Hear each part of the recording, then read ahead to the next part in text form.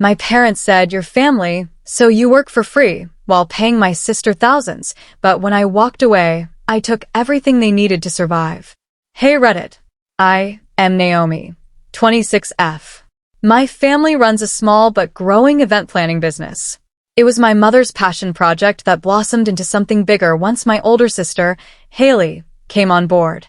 She was the golden child, always paraded around as the creative genius, the visionary, the glamorous face clients fell for on Instagram. Meanwhile, I was the shadow behind the curtain, the one who showed up first and left last, setting chairs, cleaning trash, running errands, putting out fires, both figurative and literal. I even once stopped an actual fire when a candle set a napkin ablaze at a wedding. And yet, no matter how much I contributed, my work was dismissed as just helping out. Haley received a stipend every month while I got excuses. "You still live at home, sweetie," my mother would say. "She's full-time. You're just helping." Except I had quit my job months earlier to devote myself fully. I wasn't helping. I was working without a penny to show for it. The breaking point came during a massive destination wedding we landed through Instagram. I was the one handling logistics, negotiating with vendors, managing seating charts, driving across state lines for emergency supplies. Haley, on the other hand, arrived in a designer dress, snapped selfies with the bride, and claimed the credit. I overheard my mother bragging on the phone later. Haley was incredible. She practically ran the whole thing. We're giving her a big bonus. And true to her word, they did. Haley casually waved around her $2,500 payout like a trophy while my father smiled proudly and said, "You earned it." My mouth went dry. When I questioned it, Mom sharply replied, "You don't charge family. That's not how we do things." Haley's mocking giggle echoed in my ears. "Maybe you're just not worth it." I realized right then I meant nothing more to them than free labor. After leaving, I stayed with my college roommate, Zara. She handed me a spare key without asking for explanations and simply said, "You're not going back there, right?" For days I floated in a numb fog, relieved to be free from their demands, yet unsure what my next step would be. Then, out of nowhere, a notification popped up on our shared cloud folder. Someone had accidentally uploaded a scanned proposal from a luxury hotel chain interested in partnering with our team.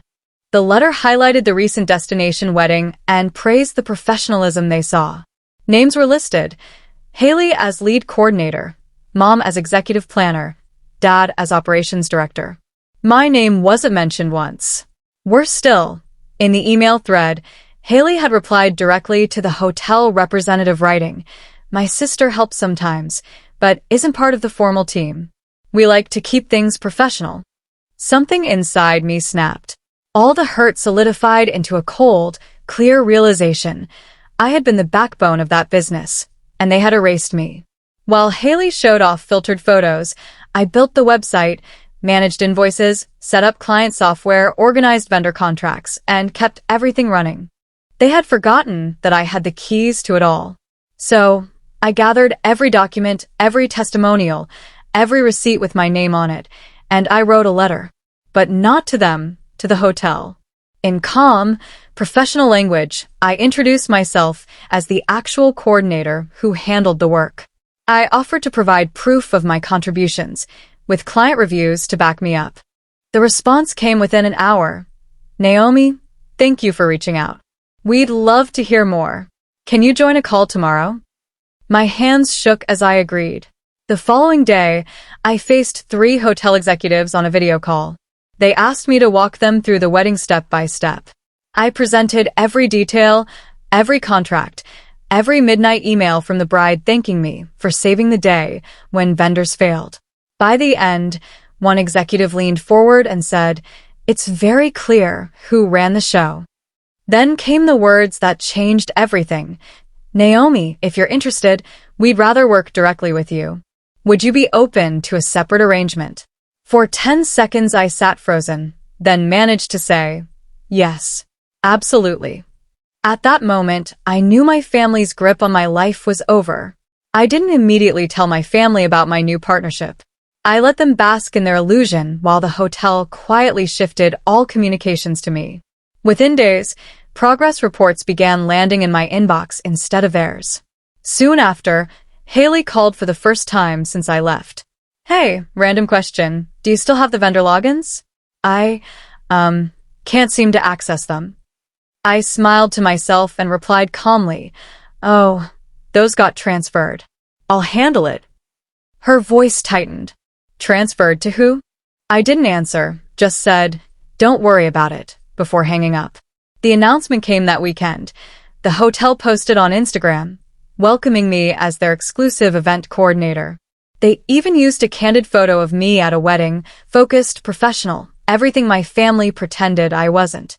The caption highlighted my attention to detail and professionalism. I didn't tag my family, but I didn't need to.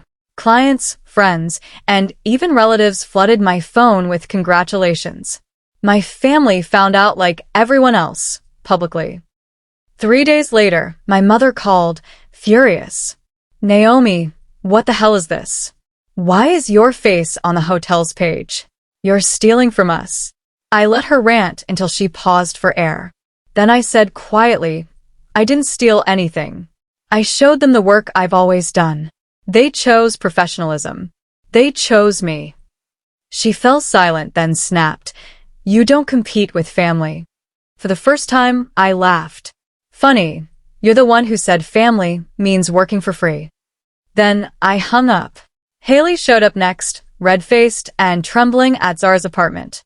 How dare you go behind our backs? That deal was mine. Clients are calling, asking why I'm not listed. Do you know how embarrassing this is? I crossed my arms. Maybe tell them you're just there for the selfies. Her jaw dropped. She stepped closer, lowering her voice to a venomous hiss.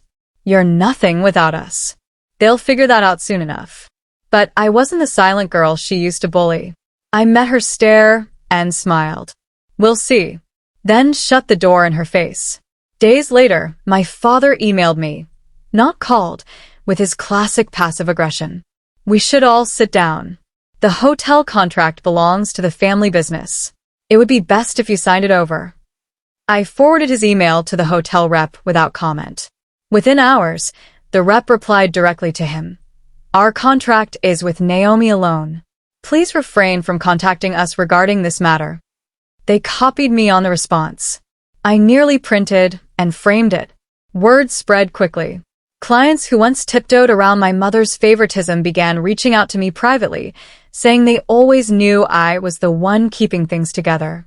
Meanwhile, my parents' business began to collapse. Without my vendor connections, their contracts fell apart. Without my systems, their disorganization became obvious. Haley's social media presence couldn't hide the cracks. Within 2 months, their bookings had dried up while mine were overflowing. Then came the call from my mother again, only this time her voice sounded worn, desperate. Naomi, we miss you. Can't you just come back? We're family. I closed my eyes, remembering how she once told me family meant working for free. My reply was calm but final. You're right, we are family. But family should value each other. You never valued me. Now, I finally value myself. I hung up, and this time, there were no tears. The hotel partnership grew into something bigger.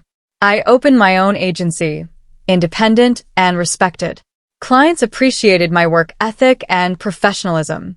Haley, from what I hear, ended up working as a receptionist, still posting #BossBabe quotes online. My parents occasionally send emails, but I don't respond.